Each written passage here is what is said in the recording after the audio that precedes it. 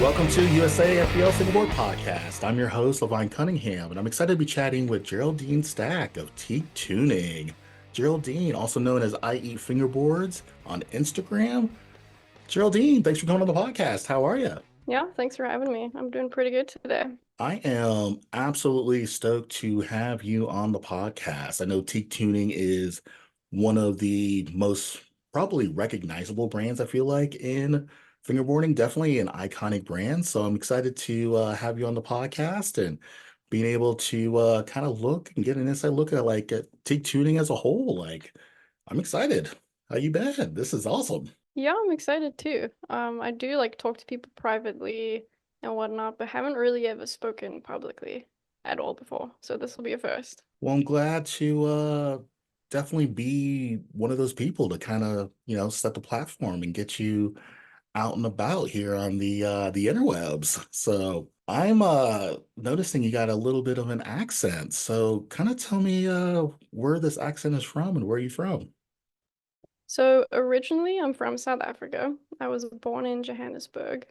So I have a little bit of a South African accent, but South Africans say I don't sound South African, and then Americans say I don't sound American. So kind of in between, very Americanized South African accent. I understand that completely. There's a lot of just dialects. Even here in America, for me, I was like, raised in the South, so I used to have like a real like twang, but like I was born in New York, so like it's just weird. So I don't sound New York, I don't sound Northern, but I also don't sound Southern either. So people are kind of like, just the dialects are just weird. So you'll get that no matter where you're from. Yeah, that is true. So when did like how long were you in South Africa, like as far as your early days? So I immigrated to the US when I was 11 years old. Okay, so you came over in junior high, and so you actually probably have fond memories of like South Africa. So kind of tell us, like for me, like I've never been to South Africa or Africa period as like the continent, but I mean, is there anything that's like really memorable or stands out or give us some like paint us a picture. Oh yeah, I got a lot of fond memories. South Africa is a really, really beautiful country. It's also got a really great culture, a lot of really good people. So definitely I would recommend going there if you ever have the chance. I heard the beaches and stuff like that down there were absolutely amazing as well. Yeah. So I lived in Johannesburg, which is inland. So I didn't get out to the beaches too much except for like Christmas and vacations, but they do have some like absolutely amazing beaches. Okay. Yeah, that's pretty much all the knowledge I have on South Africa. So, like the food and stuff, I mean, is there anything that's like local cuisine wise? Like, I mean, what was good? So South Africa, they call themselves the Rainbow Nation because there's just so many different cultures. Like it's a huge melting pot. So it really just depends on like where in the country you are, like what cultural foods you want. There's definitely a lot of like unique spices and unique foods. I think my favorite is something called boerewors. It's like a sausage, kind of like a sausage roll or wors. So that's something that I definitely miss a lot. Okay, okay. If I ever make it down that way, I'll have to try to find me a plate of that. Ever go there? Give you some advice. Yeah, definitely, definitely. I'm always looking for new and exciting things and places to go see and do. Almost everything I do is based off of someone telling me it was an amazing place to go. And I'm like, let me write that on my little list of things to do. Go grow So the fingerboard scene over there while you're down there. I could. All you gotta do is bring a couple parks and some teak tuning decks, and you're good to go. Okay, so you moved here, I guess, when you were 11. So where in the United States did you originally kind of land? So originally, my family moved to Plano, Texas, which is in the Dallas area. I'm actually familiar with that area, basically through the tour and Good Vibes. Yep, pretty close to where Good Vibes is. You guys moved there, so roughly how long were you guys were in Texas? Let's see, got there when I was 11, and then I moved to New York when I was about 18 years old. Okay, so yeah, so what part of New York? That's actually where I'm from. Okay, it is Rochester area.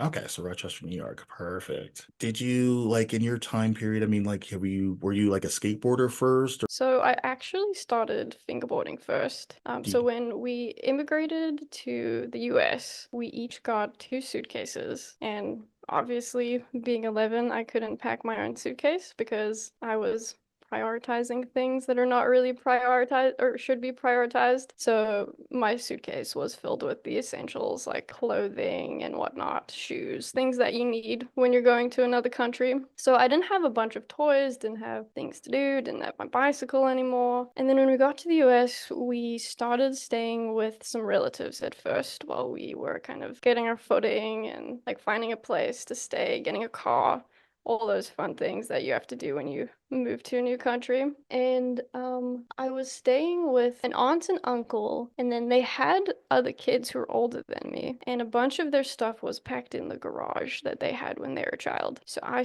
went through that one day, and one of my female cousins was into tech decks, and I found a huge box of tech deck stuff. So that's where it all started for me.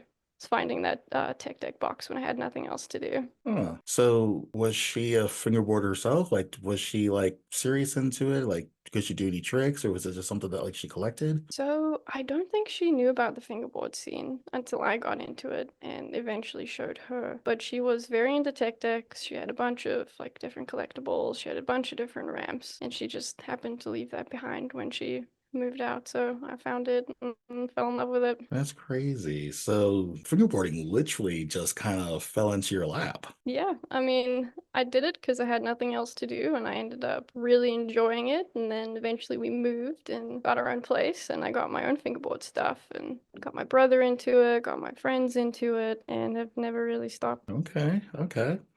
So were you kind of like aware that there was a fingerboarding scene when you found all of these fingerboards, or was it just something that like you just kind of found out progressively as you continue to fingerboard? So this was around like 2007, and it was just tech decks for the longest time.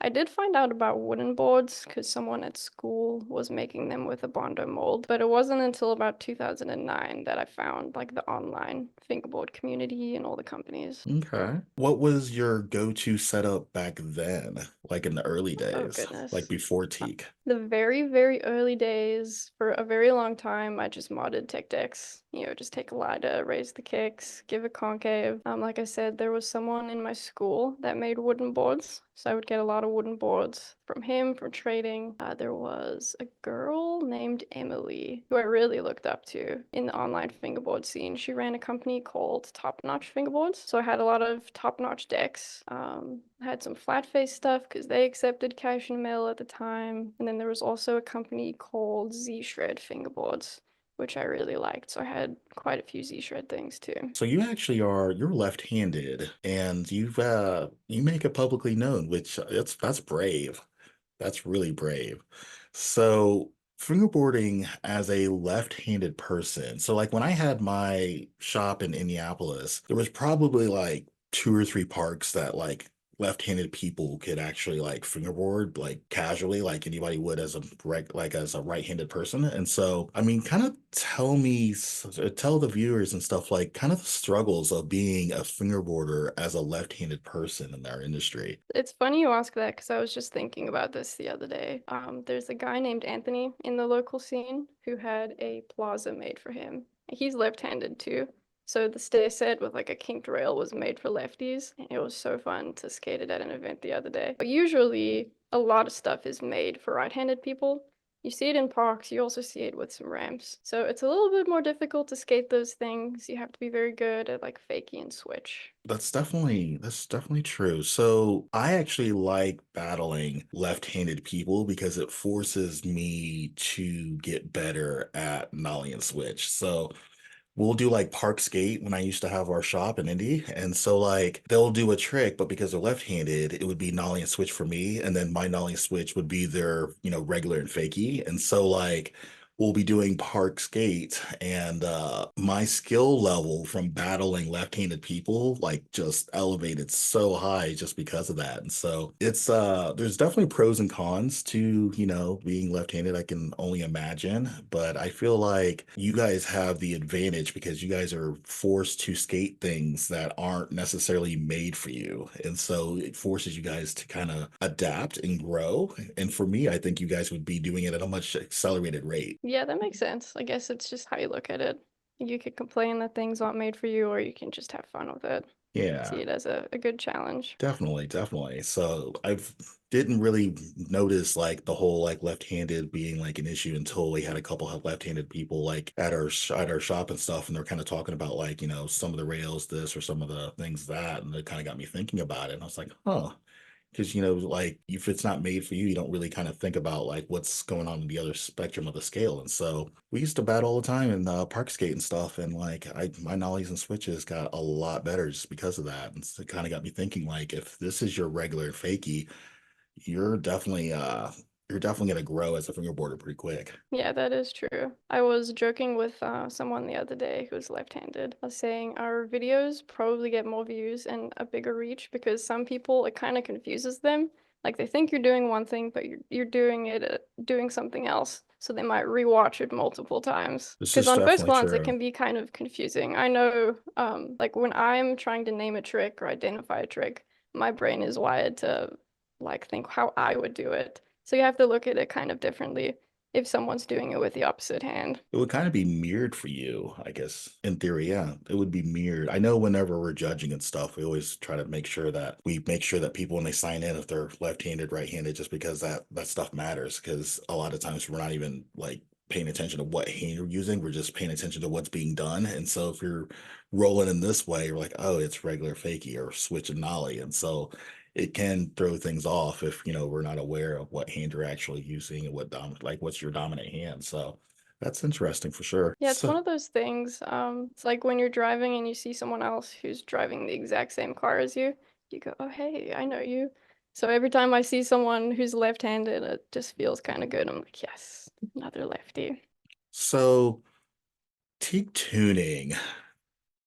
When did teak tuning kind of start and where did it start? So it officially started in February of 2014 in upstate New York. So I was 18 at the time. I was going away to college. And so I started a little fingerboard brand to kind of help out with college. That's one of the reasons why it's actually called Teak Tuning as opposed to like Teak Fingerboards or Teak Wood. It's because it was originally just a tuning brand. There's a couple reasons for that, but one of the reasons is because I needed to take it with me to college, and tuning is pretty small, even when it's packaged. So the entire brand for years fit into two little shoe boxes that would go under my bed wherever I was. So college, or if I came home for the weekend, I would bring the business, or AKA my two shoe boxes, home with me on like weekends and breaks. So yeah, that's where it all started, was my college days. So just like the name teak tuning. So that's crazy. Okay, so it's weird you were saying that it's a tuning company first and then getting to the point where we are today with I feel like hundreds of different products and SKUs and obstacles and boards and completes. Like that's wild. All right, so you did start teak tuning? Like, was it on your own, or did you have like help, or was there other people involved, or? So for the very first few years, it was just me. Like anything that needed to be done, it was me. Occasionally, I would get help from like my sister or a parent or something if things were pretty crazy. And then when I graduated from college, I needed to make a decision of if I was going to do teak tuning and fingerboarding because I found that I really, really enjoyed it and didn't really want to give it up, or if I should pursue my like dream career that I'd been working towards. So I did a criminal justice degree. I did like internships at police departments, had a lot of experience, and was keen on going into law enforcement. I was really passionate about that and really wanted to do that. So I had to make a choice of whether I wanted to do law enforcement or whether I wanted to do fingerboarding. But in order to do fingerboarding, the business would really like have to grow. And I don't have a business background. I'm not like super experienced with growing companies. So I knew that like someone else would have to be involved. So that's where I started to find like the other partners and owners and whatnot. And it kind of grew from there. Okay, so are you still pursuing like criminal justice or anything like is teak tuning your full-time deal, or do you got your like career slash day job on the side kind of a thing? Like, No, I'm not doing criminal justice anymore.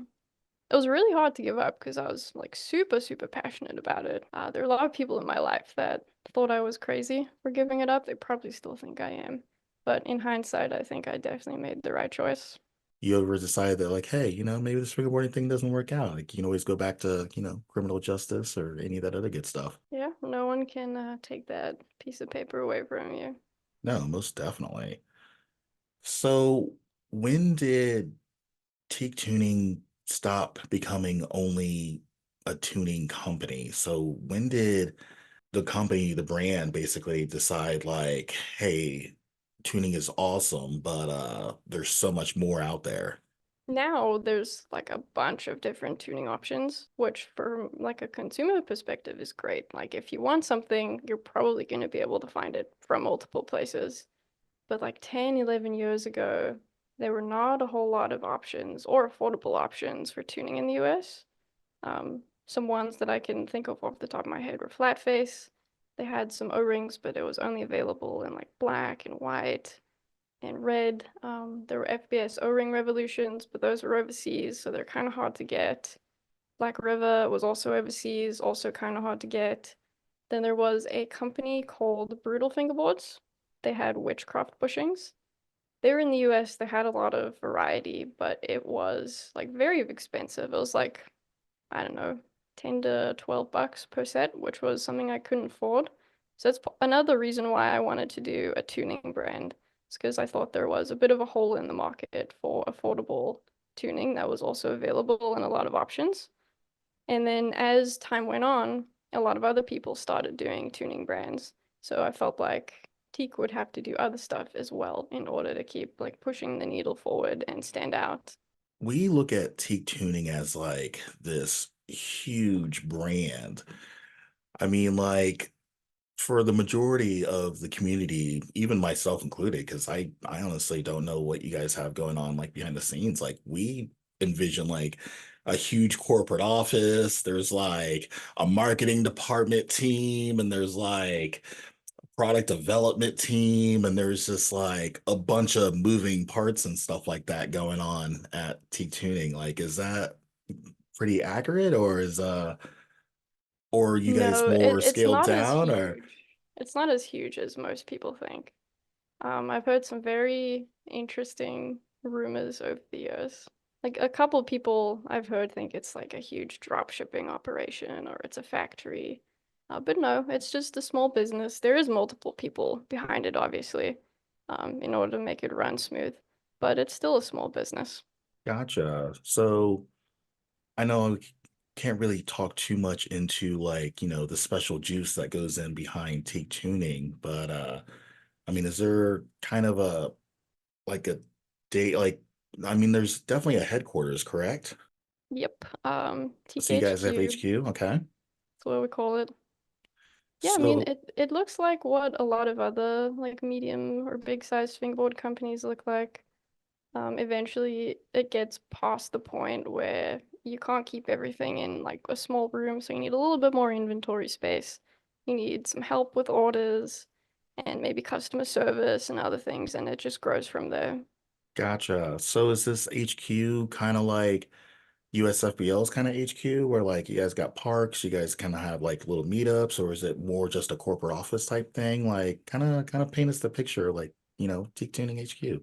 So we actually just moved, but yeah, it's mostly inventory space, production space, because there's two sides to the business. There's like the affordable for like your beginners or people who don't want to spend a lot of money on fingerboarding. But then we also have a lot of in-house brands too. It's like we make Apex wheels in-house, and in Rochester we have like a concrete line where everything's made in-house, and a couple other brands like that under the Teak umbrella. So there's a decent amount of production space, decent amount of inventory space, and then like desks and whatnot for people to sit at. And yeah, I mean, it's just like a small business. If you look at, oh, I don't know, like Dynamic and Joy Colt and whatnot, in vlogs and videos, it's kind of similar to that, just not as much like fingerboard parks. No, that's interesting. I'm glad to kind of get a little bit of that insight for sure. So you guys are basically the dominant force for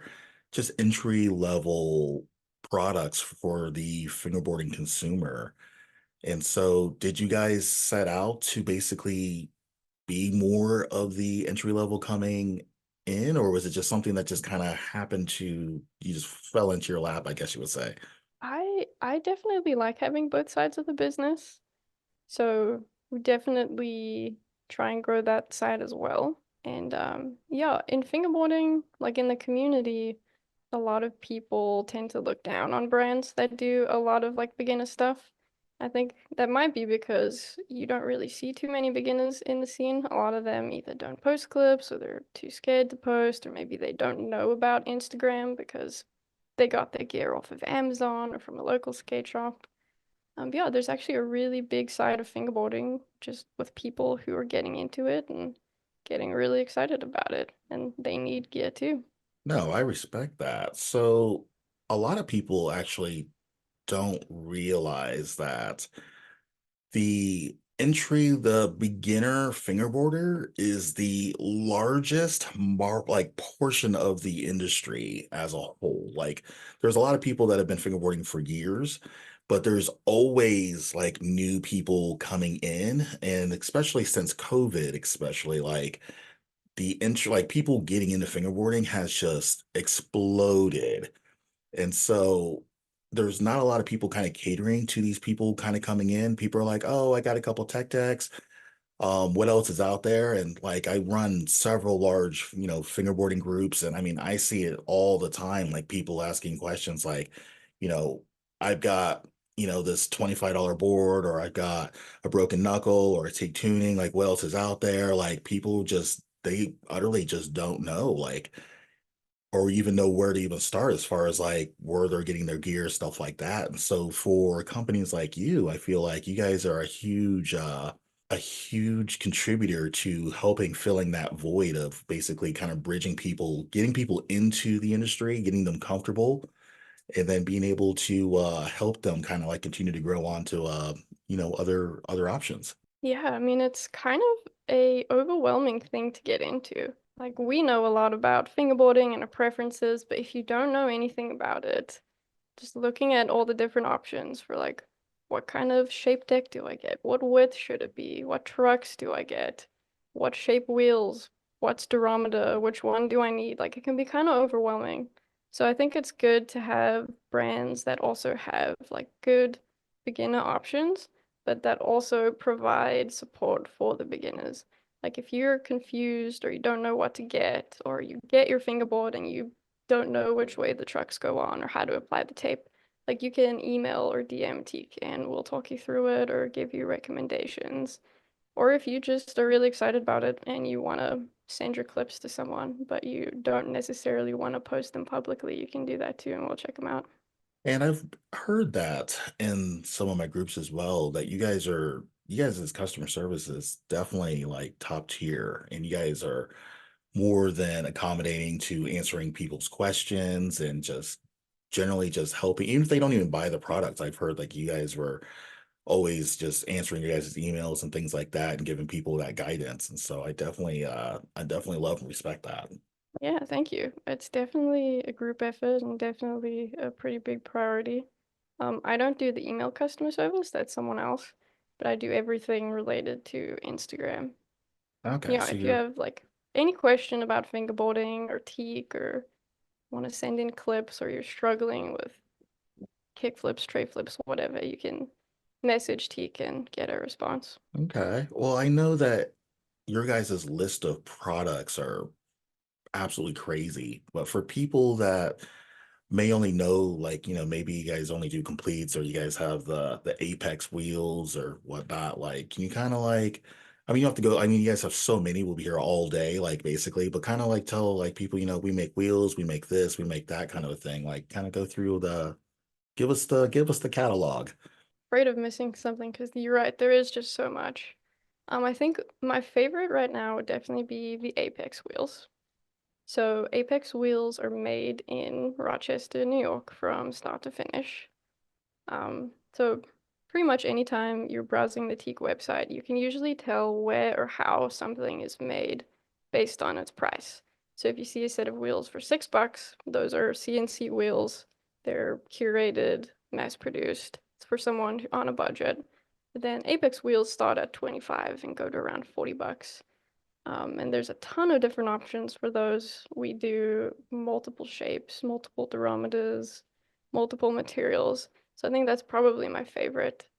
We also have a line called the Pro Duro line, and that's the tuning line. We have two different shapes. We've got the classic O-ring shape, because that's what Teak Tuning started out with, it's O-rings. And then we also have a shaped bushing as well. And then we offer those in a couple different durometers, different colors, different swirls. Those are all custom molded and custom made. We also have the Monument series. That's the in-house concrete brand. So we have a couple different concrete ramps. Then we have the Artisan series. That is a brand new series, actually. Those are decks made in Rochester. So like high-end fingerboards, split plies, and decks. And yeah, and then there's a very big line of like beginner products. Okay. And I know you guys get into obstacles and things like that as well. Like, I know you guys do rails, you guys do some stuff. So you guys aren't just like a tuning company or even a tech company. You guys got into the obstacle Oh game as yeah. well. Yep, definitely have a lot of rails, a lot of obstacles too. Some of the obstacles are made in-house. We also partner with wood on-ramps over in Poland. So got a lot of options from them as well. I'm gonna throw you in the spotlight real quick, but is there any future in maybe doing a teak park? We have definitely talked about it. Okay, okay. So whether or not it'll happen, we'll see. I Fair mean, enough. we've got so many ideas that we need to like sort through and figure out what we're actually gonna do. But that's definitely come up a lot. I kind of figured as much. I'm like, I know teak you guys have the ability theoretically to do one, so I'm just like, maybe they're getting close. Maybe you guys are might release a new park or something like that. I'm like, that'd be awesome. A lot of logistical Yeah, stuff, I by think the it would be way. pretty cool. So yeah, You'll be next the five first to years, I know. want to see it. I want to see it in the next 5 years. You So signing up to do the prototype testing if we do one? I would love to do the prototype testing for it. I could even take it Sounds on good. tour. I could even take it on tour, There you go. spread it out to the masses. So where could people find Teak Tuning products? I know you guys have the website, teaktuning.com. Yep, Do you guys have teaktuning.com. do you guys have like any distributors or anything like that in case, people are not here in the States or maybe anything like that? Anything crazy? So teaktuning.com is the main place. We also are on Amazon. We have a couple things up on Etsy too. And then we've got a pretty long list of distributors, people who own like online fingerboard stores, but also local skate shops, and then a couple overseas as well. Okay, okay. Well, you're definitely have to shoot me over that list. And for everybody listening, I'll have hopefully a nice little list of places where you can buy things from Teak Tuning in the description. You guys do so much stuff behind the scenes for the industry. And I know that a lot of people don't even, these are just the good things that you guys do without even really getting that recognition. Like you guys are, making donations, you guys are sponsoring, you guys are building the fingerboarding community, especially for the beginning market. Like there's a lot of things that you guys are doing behind the scenes. I know that people don't even realize, but I want to kind of touch base on something that I absolutely loved that I saw that you did last year. And you set up a Christmas exchange program in the Fingerboarding Unlimited group. And I thought that was like the coolest thing at the time. Like it was I don't know. I can't even explain it. I loved it. Well, that's good. So that technically wasn't teak tuning. That was just something that I did on my own. And I can't really take credit for the idea. I don't remember where I saw it years and years ago on one of the forums. But I participated in it years and years ago, and I thought it was really fun. So 2 years ago, I was like, somebody needs to do this. No one has, so I guess I will. So I did it in, like you said, the Fingerboarding Unlimited Facebook group. Just made a post and asked who's interested, and I think the first time I did it, there was a dozen people who participated. The second time, there was around 30 to 40. And basically, you send a package to someone, and then you also receive a package from a secret Santa. So it's like a gift exchange, but it's cross states. Yeah, I participated in it, and I think it was like a $25 like set amount or something like that. Yeah, I don't I remember can't, exactly, but can't there was like remember. a fixed amount that you had to hit. But yeah, I hooked it up. I put in probably like 50, $60 for the stuff, and like I can't remember who sent me their pack back, but like this thing was like $100 something worth of stuff. And like I immediately like messaged him like, bro, I did not send you enough stuff. Like, let me hook this up. He's like, oh no, don't worry about it. Don't worry about it. And I'm like, okay. But yeah, it was that's probably why like it kind of like hit so hard because it was all cool stuff. Like I got like some pair of like blister trucks in there and some blistered wheels, and I have yet to like actually try those. So I was able to try those and stuff like that. And so like for me, like the pack was absolutely amazing. It definitely was the coolest thing for fingerboarding Christmas for sure for me. So I was like, man, I really hit home. And I still remember this like, almost a year later. So I'm just like, you definitely doing some cool stuff. That's awesome. Glad you liked it. I'll have to do it again this year. Yeah, definitely. If you need help or anything like that, let me know. So, if you need logistical stuff or whatever you need like help with, I'm definitely down for it. Okay. So it was definitely a really cool thing that you guys did with that and make it a thing. Let's do it, make it an annual thing for sure. Okay. I'm definitely down. And then you mentioned to me before the podcast that your time in Plano, Texas, that you had some involvements with the Texas Rendezvous events. Yep, that's right. So for So, those that don't know what Texas Rendezvous, I guess I'll let you tell the story. You're the OG. Like tell us about Texas Rendezvous and kind of your involvements with it. yeah, so the Texas scene is like absolutely huge right now. There's so many different companies and people. But back when I lived in that area, it was very, very small. There weren't really any events. So I decided that I wanted to host an event. So I called it the Texas Fingerboard Rendezvous Number One. So not a very creative name. But I remember I didn't really have anywhere to host it. So I decided it would be in my game room in my parents' house. And for kids listening out there, don't do this. I didn't tell them I was going to host an event at the house until like the week of, but thankfully they were very understanding. And the first one, we only had like, oh gosh, 7 or 8 people come out. Had like one park, we had a table with ramps, like it was very, very small. Then we did a second one.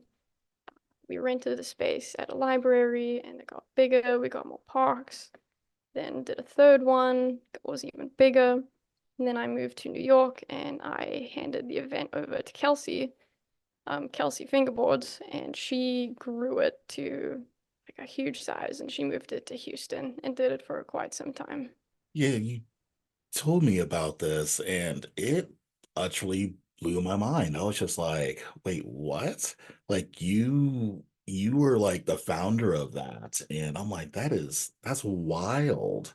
So the real question about this is, do we see you picking up the torch and starting Texas Rendezvous back up? That's a good question. I don't live in Texas anymore. But we're And so I think close. We're so close. I don't live in Texas either, but I do events in Texas. So I'm gonna throw you under the bus on that one.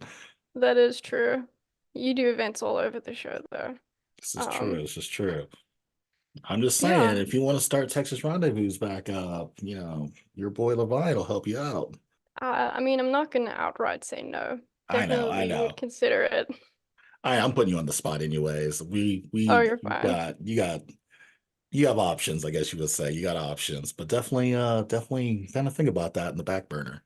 Tell you what, if Kelsey comes back, I'll come back and we can co-host Texas Rendezvous number, I don't know what it'd be, like Eight or seven, nine, eight, nine. something Yeah. like that. Yeah.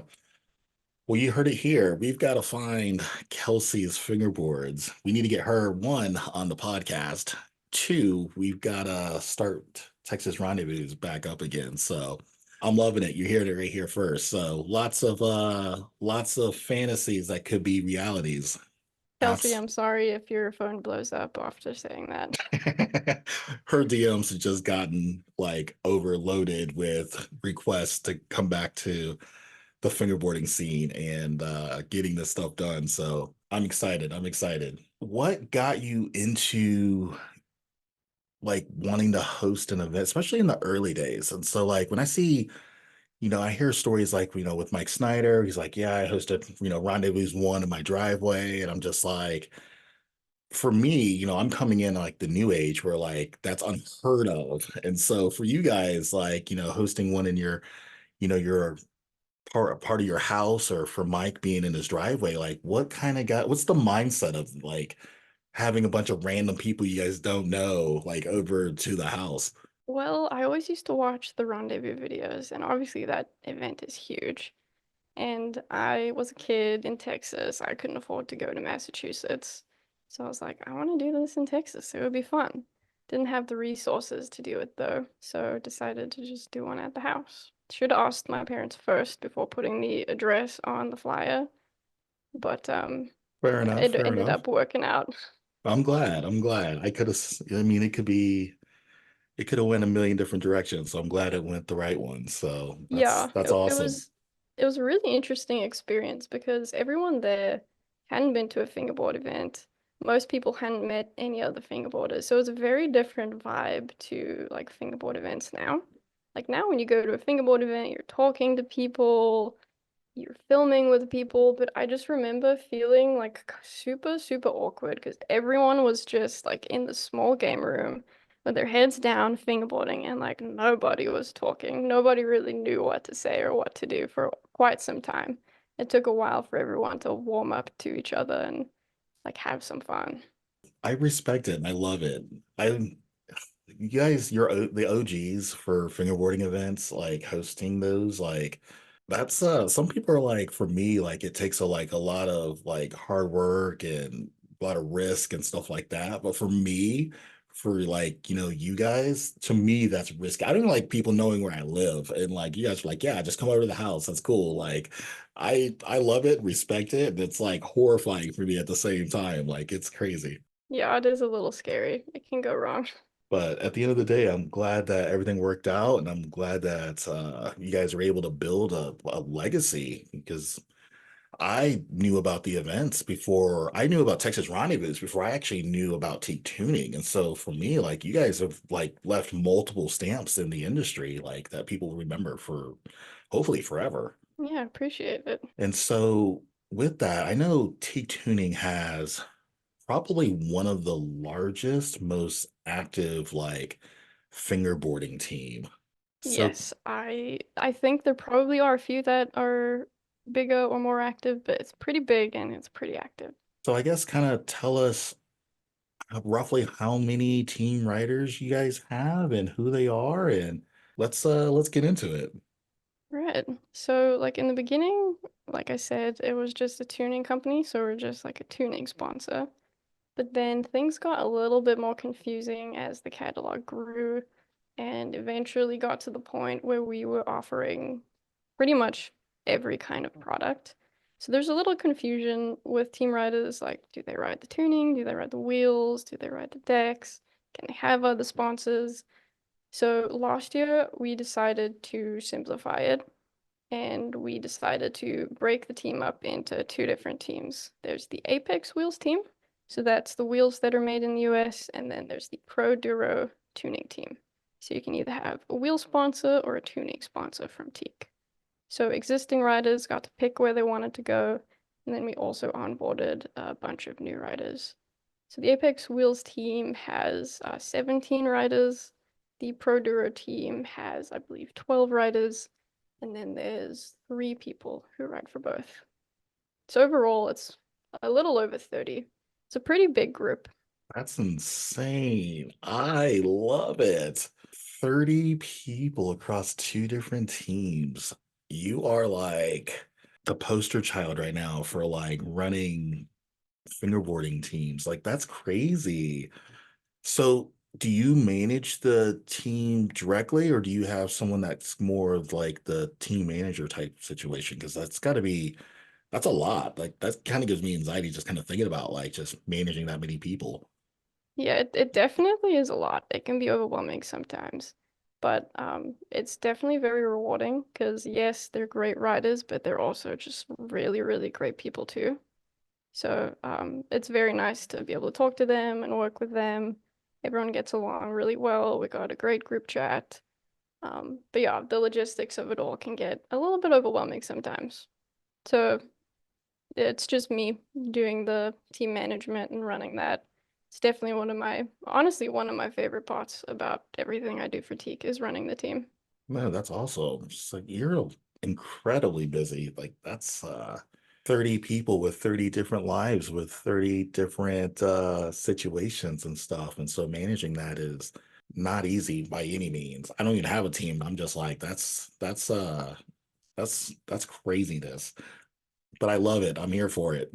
So how did you find all these team riders? Like, I mean, you've been in, Teak Tuning's been a business for, I didn't even do the math, but I mean, at least what, 15 years or so. And so you're talking probably picking up team riders definitely along the way. So, I mean, a lot of these people like friends, were they like people that you met, or are they just random people from the internet that you guys got acquainted? Like, kind of tell us what the of recruiting team riders looks like. So definitely picked up a lot of riders over the years. A lot of them are still on the Teak team. Like there's someone named Byron who is going to be celebrating his 10th year anniversary of being on the team this November, which is pretty crazy. Then there's people like EJ, the fingerboarding queen, or people like Charlie Hansen, who've been on for years and years, been around for quite some time. And then last October or November, when we're splitting the teams, decided to do sort of like a sponsorship post and give pretty much anyone the opportunity to essentially try out for the team in a really easy way. Because when I was fingerboarding as a teenager on YouTube, people would host like fingerboard tryouts, and it was pretty involved to try out for a company. Like you had to make a video that was a couple minutes long, your best tricks, good editing, good music. Like it was a lot of work to do a tryout video. So I didn't really want to host tryouts in that way because people might think, oh, I don't want to put in all that work, or you put in all the work. If you don't make it, it's kind of a waste. So we did a post on Instagram. And if you're interested, you had to leave a comment letting us know what team you wanted to be on and why. And then I went through like hundreds and hundreds of comments and kind of spied on people, looked at their accounts to see what kind of rider they are, what kind of person they are, whether they'd be a good fit. And then we chose a bunch of riders from them. This was relatively recent because I now that you're saying, I think that I remember that post. It was like a year ago, 2 years ago, maybe. You had a recent one. Yep, it was at the end of last year. End of last year. Okay. Yeah, I remember. I vaguely remember that. Yeah. So did you end up finding anybody that kind of met all of those just checked off all the boxes? Oh yeah, about half the team came from just that one sponsorship wave. Okay, so you had probably like half the people already on your team before that, and then you probably add what, like another 10 or 15 after? Yeah, more or less. Gotcha. So for people that, because there's a lot of companies out there right now, and we are getting into fingerboarding right now is in a really, really good spot. Like the industry is growing, there's a lot of products, there's new companies, there's buku amount of fingerboarding events that are happening now. So like I feel like fingerboarding is definitely in a really good spot. And so as these companies from COVID, like, most of these companies came in from COVID. And so they're now becoming more of a maturing brand.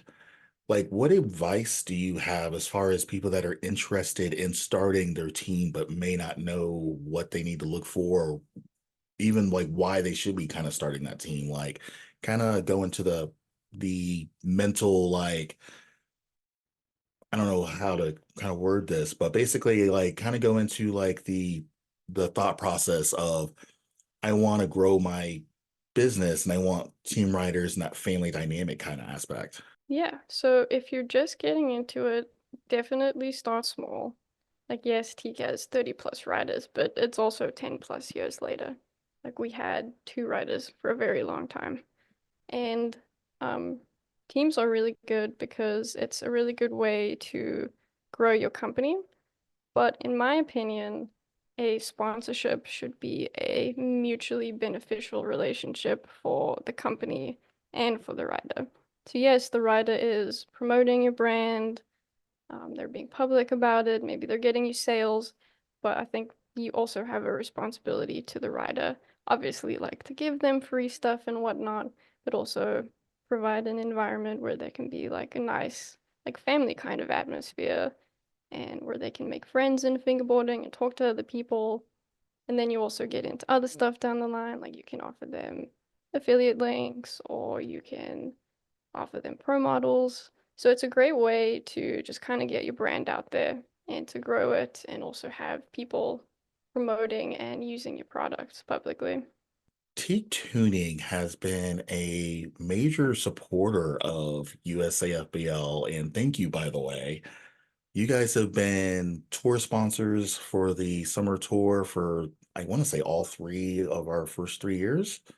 And you guys have been a huge contributor to helping the growth of the community. Well, you guys sponsor tons of events. You guys have helped us with the tour, combo of the year. You guys were also in King of the Plies, which went down about 2 weeks ago, 3 weeks ago, which was absolutely fire. You guys put together a very, very good video submission, and it's a shame you guys didn't get a higher placement. You guys absolutely killed it, in my opinion. Oh, that was so fun. Yeah, thanks for putting that on and for everything you do for the fingerboard community. Like always so stoked to support you in whatever you're doing.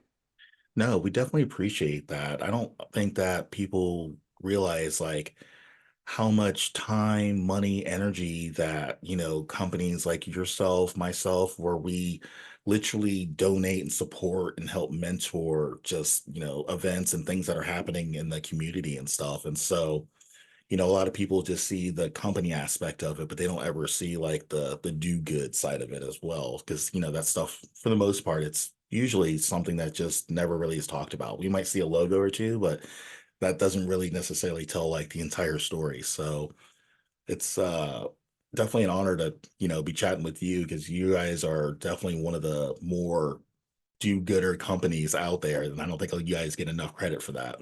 Well, I really appreciate that. Thank you. Yeah, no, most definitely. You guys do it, but you guys do it right and you guys do it on a good scale. And so I definitely love and appreciate the stuff that you guys are doing because it's without companies like you, without companies like myself, stuff like that, this scene doesn't grow as fast. It doesn't stay healthy. Like I said, fingerboarding right now is in a very, very good spot, and I absolutely love where we're at with it. Yeah, it's definitely come a long way. Excited to see what's next too. Yeah, definitely. So I'm looking at like what fingerboarding might look like in 5 years from now, 10 years from now, and it gives me like goosebumps just kind of thinking about it. Like it's absolutely crazy. Even the last 4 years, since we've been on the scene, like just how fast things have just been moving. If they continue to move as fast as they're moving now, like it Definitely. could get You never know. absolutely crazy. So I think this is a good time to do our listen to win.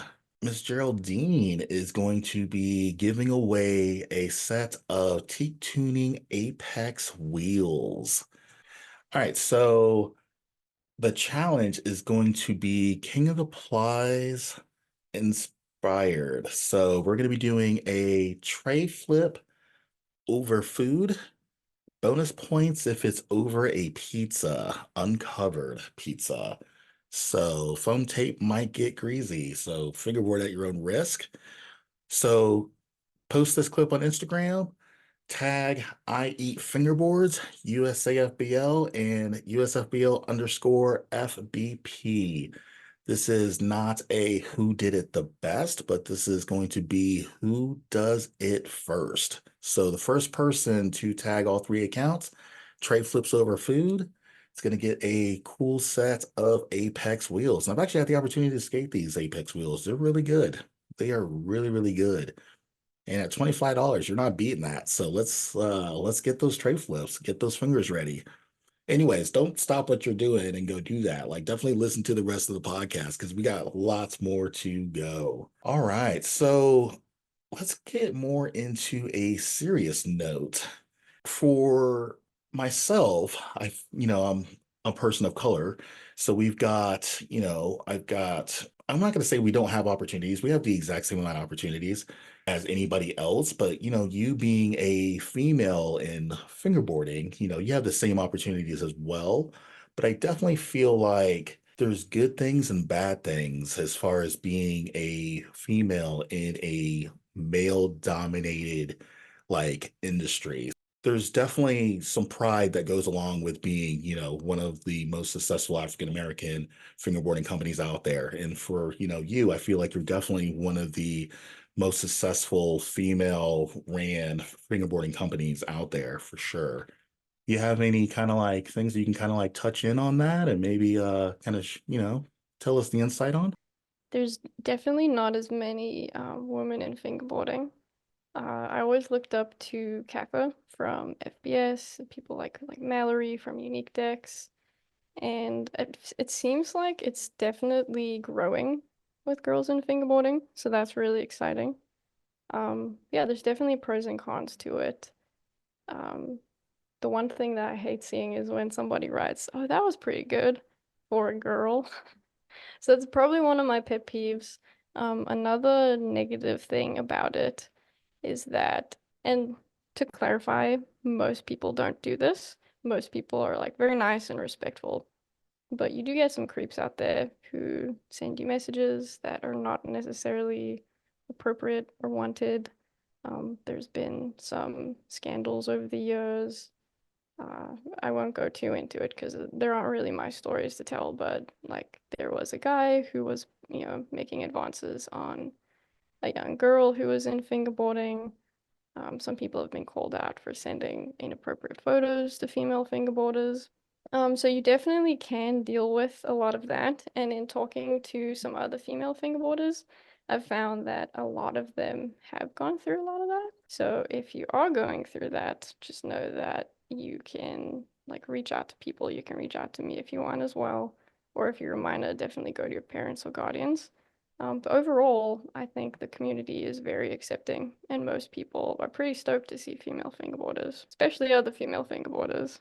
No, I feel that and appreciate you being a go-to person for something like that. So that means a lot to potentially other female fingerboarders and stuff like that. I know that females getting into fingerboarding is becoming more and more common. I've hosted, tons of events, and for the most part, it's like 95, 98% all males, but there's definitely a lot more fingerboarders that are females definitely entering the scene, and it's becoming more and more popular for sure. And so hopefully in the coming years and stuff like that, things like this aren't even like an issue type of thing. It's just like, you're just a fingerboarder, I'm a fingerboarder type of deal. And so I'm excited to hopefully see, things where, being a person of color or being a female or anything like that doesn't become like an actual like issue in the fingerboarding scene. So it's pretty cool to be able to talk to. I guess it's weird to say that you're a minority, but I mean, other ethnicities and females are definitely the minority as far as being in the male generated industry for sure. Yeah, I think it's awesome that it's growing.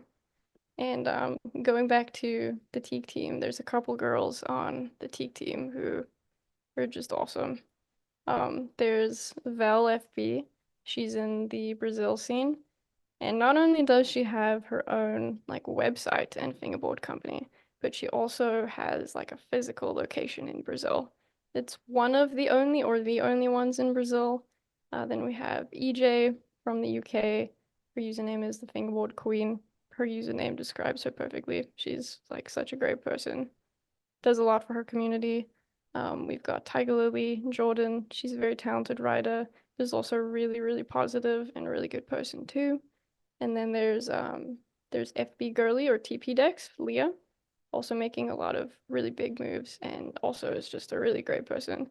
So I think there's a lot of really good people like to look up to and to like showcase what ladies can do in fingerboarding, not just like skill wise or business wise, but also just being like really solid, really good people and positive in the community. No, most definitely.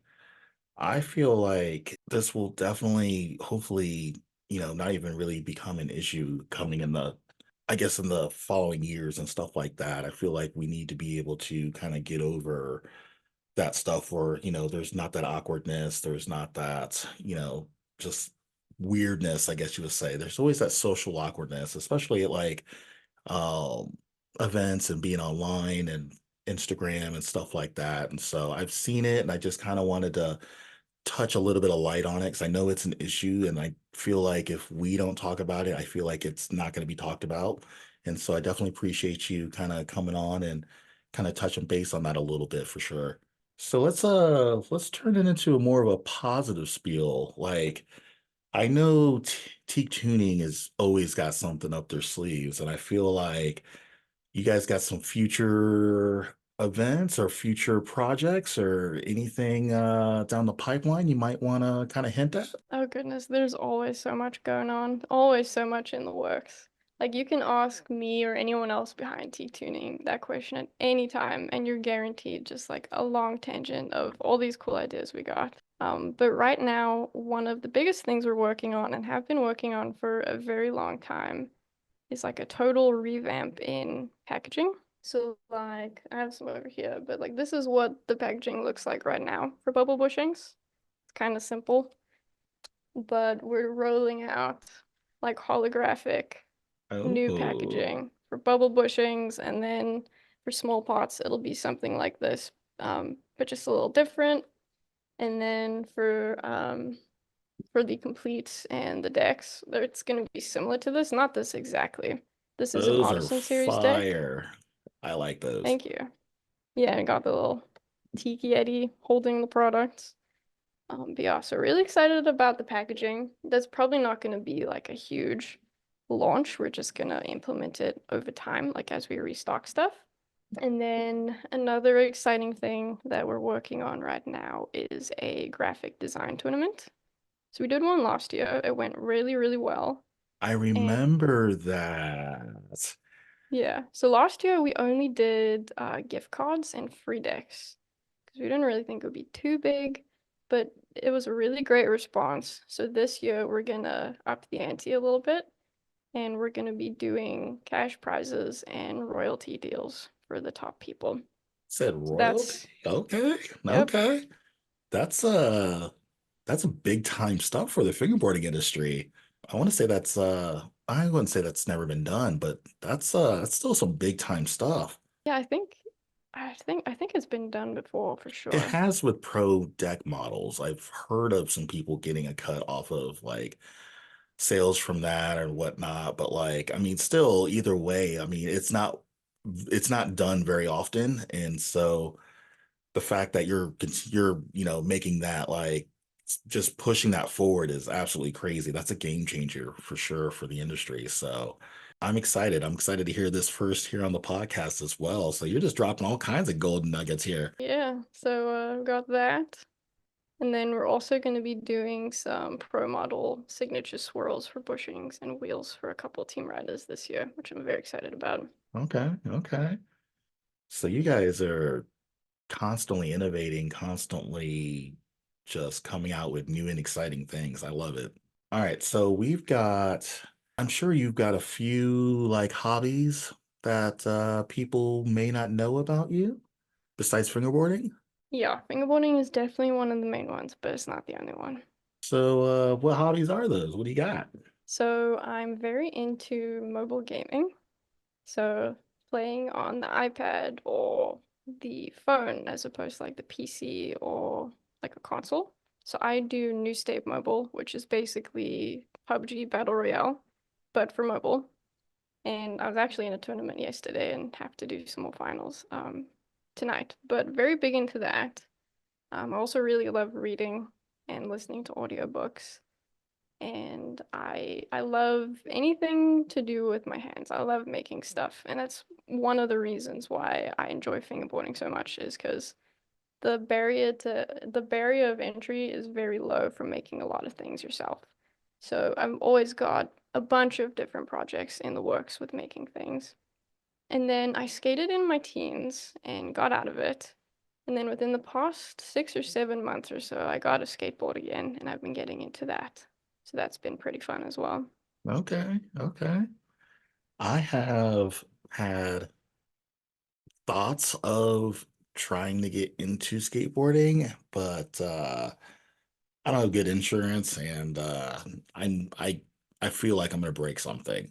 Yeah, I'm right there with you. Most of my like, I definitely would not consider myself to be a skater. Most of my skating is just taking the board to a trail and just cruising around slowly, just relaxed. Sometimes I'll do it for exercise. Yeah, fair enough, fair enough. Yeah, Gary Graves has been he's been kind of pushing me a little bit towards it. He skates all the time and he's like, dude, just do it, just do it. And I'm just like, I know I'm gonna break something. Like I feel like I like my gut's like you should do it, and then my brain's like, nah. Like you can't miss work. You got people relying on you, so like that. So I got this Yeah. love hate like go do it, don't go do it kind of situation for sure. Well, you don't But have to go Gary Graves mode right away because he's very good. he is very good. But He's you can just ease into it. That's what I'm doing. fair enough, fair enough. So gaming, you're gaming hardcore if you got tournaments and stuff like that. So that's some pretty cool stuff. Yeah, it's definitely very fun. I enjoy it. And then I think that you mentioned once or twice before that you were a hand model. I have done hand modeling, but I'm not a hand model. Gotcha, Yeah. gotcha. Okay, I actually had a fingerboarding hand model opportunity. Really? Yeah, so there's a company. I don't even know if I'm even allowed to even talk about this.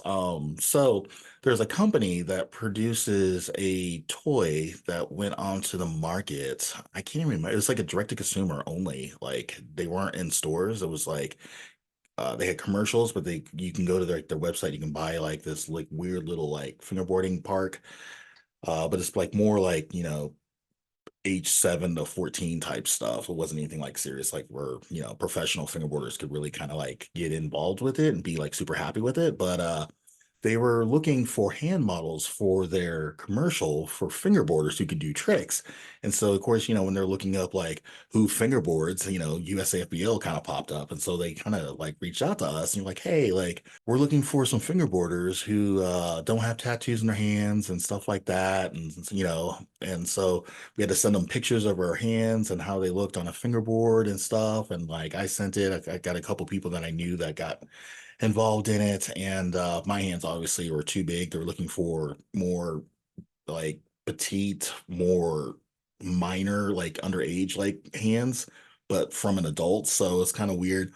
And so like you can't have like hairy knuckles. It was like a weird list of like all these things that they were looking for and stuff. And so I'm like, well, I don't have tattoos and stuff, no hairy knuckles. Like, okay, let me try it. But like my hands were too big and none of our people, there was a couple people that could have done it, but they would have to figure out a way to get out to somewhere like North Dakota, South Dakota, like someplace weird to go and do the shoot and all that stuff. And like it got really complicated. So I don't know if they actually found it or not. Actually, I need to look it up and kind of see the commercial, but it was an interesting kind of ordeal. So like there's a lot that kind of goes into being a hand model, I guess. That kind of opened up my eyes Yeah, that's wild.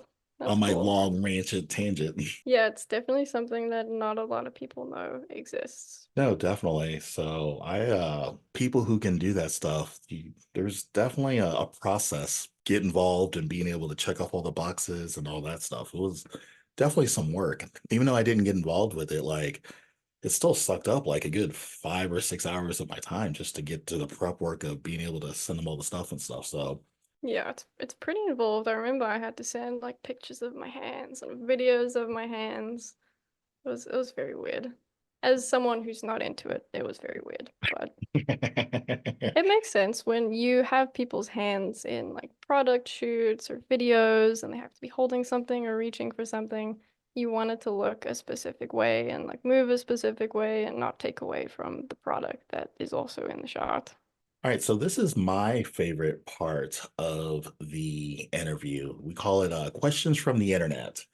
So we put a post out this week letting people know that we were interviewing you and basically, get your questions ready because, we had questions and, the public definitely had questions too. So they had an opportunity basically to submit their questions on Instagram and Facebook. And your fan base was absolutely ecstatic that you guys were getting on the podcast and you guys got flooded. We got about 20, 30 different questions, but obviously we can't go through all of them. So we picked out some winners and I'm excited to get into it. You All excited? You right. ready? Yeah, let's hear it. All right, let's do this. So, all right, question one. What is the long-term goal for teak tuning? Oh, that's a good question. Or any It's a deep long-term goals. question Yeah, I too. know. It's a deep right off the bat. I would say generally it would just be to continue growing the company, continue improving, and then also continue to do stuff in the community. Okay, okay. A little vague, but I think those are the main points. Yeah, no, I mean they're just those are goals. That's the goals that everybody should be striving for if you have a company or a brand. All right, next question. What's a day in the life look like at Teak Tuning? Well, it depends on who you are at Teak Tuning. If you work at Teak HQ, then it's a lot more hands-on. Like there's people who will pack the orders and ship out the products, um, put things in packaging, manage the inventory. I did that for a very long time, but now my role has shifted to the point where what I do for teak tuning can be done from anywhere. So it really just depends. A day in the life for me, in all honesty, is kind of boring. It just looks the same as most people who work from home. Yeah. Occasionally, there'll be like a really exciting project, like I'll get to film something or take some photos or do a fingerboard project. But a lot of computer work, a lot of meetings, a lot of working from home, lots of coordination back and forth with everyone else who's behind Teak. Next question. Does Teak Tuning plan on collaborating with more US-based companies? Yeah, that's definitely something we want to do. It's just a matter of figuring out who's interested and then also figuring out who's a good fit. Okay. But definitely open to that and wanting to do that. Well, that's exciting to hear. And then another question, where does Teak and the Yeti come in place? Which I didn't even realize that the logo is kind of a Yeti type theme. So I guess where's the inspiration, I guess, between the mix, the collab there? It just kind of happened. We did a graphic with the Yeti on years and years ago. And then we just continued to have the Yeti pop up in different graphics, different marketing. Now it's literally on like all the new packaging. He's like holding the little things. It wasn't initially meant to be the little teak mascot, but it turned out that way. And we're Okay. just going with it. I like it. I like it. All right. Was there ever a moment in the early days where you doubted yourself and didn't know if it was going to work? For sure. I mean, when I was first starting teak tuning, like the very, very early days, I was stretched thin. I was a full-time college student. I was maxing out all my credits every single semester. And I had a job, and I was doing internships, and I was volunteering, and I was running teak tuning, and I was trying to have a social life. So there were definitely days where I was like, what am I doing with my life, just in general? But yeah, when it was 2 in the morning and I just finished studying and I had to pack orders or do something, I had some of those moments for sure. I think we all kind of had those moments and stuff as well. I've had a few myself. All right, last question. When is the next event open in Arkansas? That's a good question. So the big event this year, which we already touched on a little bit, I can't remember if it was in the podcast or when we were talking before, but that is Shred Arkansas 2. It's going down October 19th, and that is going to be a USAFBL sanctioned event in Northwest Arkansas. And then before that, there's a couple different events going on. So in Northwest Arkansas, there's a company called Local Crew Skateboarding. He's a skate nonprofit run by a really, really great guy. And every year he does a skateboarding tour, and Gibby Dex, Flatline FB, and a couple other folks go out to every single tour stop and they set up a little fingerboard spot with ramps and plazas. Flatline was running like contests last time. So there's a few in Arkansas. There's one in Oklahoma, one in Missouri, and one in Texas as well. So those are not like actual fingerboard events, they're skate events, but there is going to be fingerboarding and fingerboard contests at them. That's pretty cool. Yeah, I definitely have to check out their schedule and see. Definitely not for this year, for sure next year. Yeah, Okay. it's a really good vibe, family friendly skate contests, product tosses, local skate shops, local companies, fingerboard section. It's a really good time. Man, all right. So I'm gonna go ahead and assume that you've probably got a very long list of people you want to recognize or give a shout out to. Definitely. Yeah. I'm nervous More for you than and can fit excited for in. you at the same time. Yeah, more than can fit into one episode.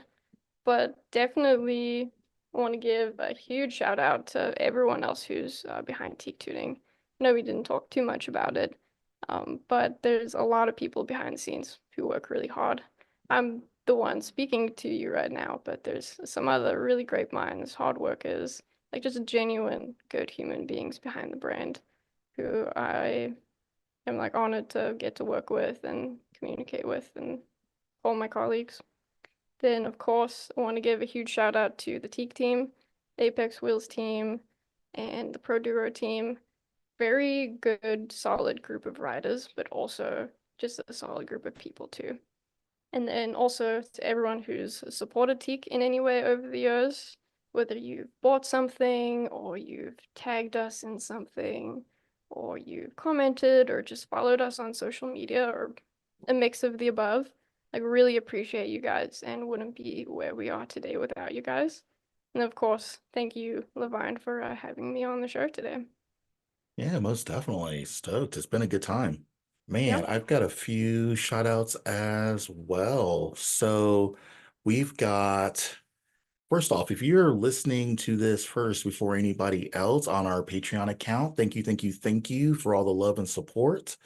We've got sanctioned events happening right now as well. We've got grind or chicken fingerboards happening. Sorry, chicken fingers happening this weekend in White Lake, Michigan. We've got an event happening out in Layton, Utah this weekend. I feel like I'm missing another one as well. Man, I've been going through so much stuff, but yeah, definitely check everything out at USAFBL.com. You've got a list of all of the events and stuff going on there. We've got league memberships up for grabs. We've also got our rankings getting ready to drop on the website as well here in the next couple of days. So be on the lookout for that. Geraldine, it's been an absolute pleasure. Where can people find you on social media? You have like Instagram, TikToks, YouTubes, anything crazy? Yeah, so for Teak Tuning, it's at Teak Tuning on Instagram, Facebook, and YouTube. And then if you want to follow me personally, it's at iEatFingerboards on Instagram, YouTube, and TikTok. There you go. We're going to make it super, super easy for you guys. We're going to drop those links in the description. Geraldine, I appreciate you coming on the podcast. It has been an absolute pleasure. Yeah, thank you for having me. Till next time. Cheers.